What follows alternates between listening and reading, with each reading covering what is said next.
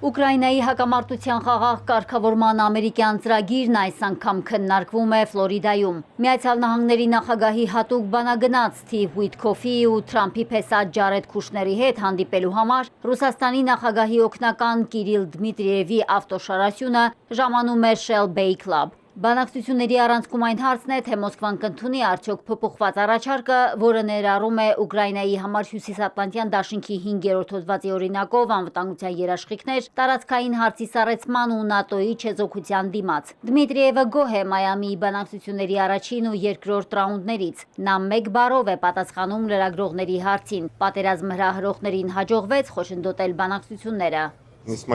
Չկարողացան։ Հանդիպումից գոհ է նաև Միացյալ Նահանգների նախագահի հատուկ բանագնաց Սթիվ Ուիթքոֆը։ Բանակցությունների օրակարգի մասին որոշ փակագծեր բացել է Պուտինի օգնական Յուրի Ուշակովը։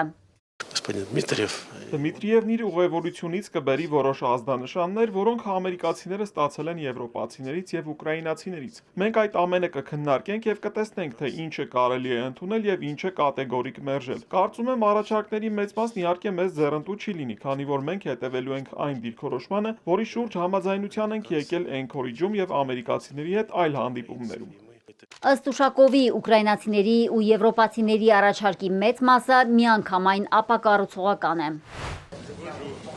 Ամերիկյան պատվիրակությունը Մայամիում բանակցություններ է վարել նաև Ուկրաինայի ներկայացուցիչների հետ։ Ուիթքոֆի խոսքով Կիևը շարունակում է հավատարիմ մնալ խաղաղության հասնելու նպատակին։ Ուկրաինացիների հետ քննարկվել է 4 փաստաթուղթ, 20 կետանոց խաղաղության պլանը, կողմերի դիրքորոշումների ճշգրտումը անվտանգության երաշխիքների հարցում, Միացյալ Նահանգների կողմից Ուկրաինային տրամադրվելիք անվտանգության երաշխիքների փաստաթուղթը եւ Ուկրաինայի հետագա տնտեսական զարգացման ծրագիրը։ Թեպետ բոլոր կողմերը բանակցություններն արդյունավետ են անվանել, այնուամենայնիվ բեկում չի գրանցվել։ Ըստ Ուկրաինայի նախագահի, Ռուսաստանը պետք է զգա պատերազմն իրականում դադարեցնելու անհրաժեշտությունը, եւ դա չպետք է լինի պարզապես հրետորաբանություն կամ քաղաքական խաղ։ Սակայն Զելենսկիի համար այս շաբաթը պատմական էր։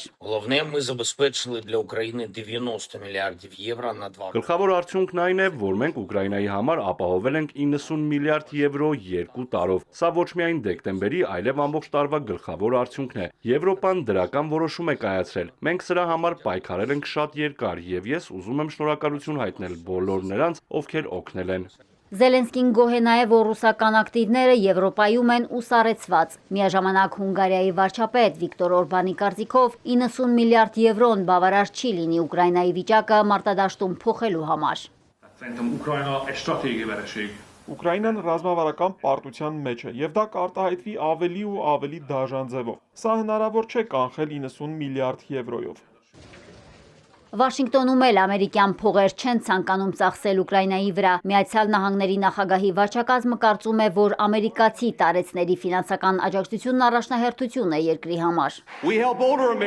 Մենք թոշակի անցած տարեց ամերիկացիներին օգնում ենք, չեղարկելով սոցիալական ապահովության հարկերը, որովհետև հավատում ենք, որ պետք է հարգել ծնողներին, ոչ թե նրանց ամբողջ գումարն ուղարկել Ուկրաինա։ Միաժամանակ ամերիկյան կողմը հիմնվելով հետախուզության նյութերի վրա հայտարարում է, որ Վլադիմիր Պուտինը ծրագրում է վերականգնել խորհրդային կայսրությունը, պնդում, որ Ռուսաստանի նախագահը բազմիցս հերքել է։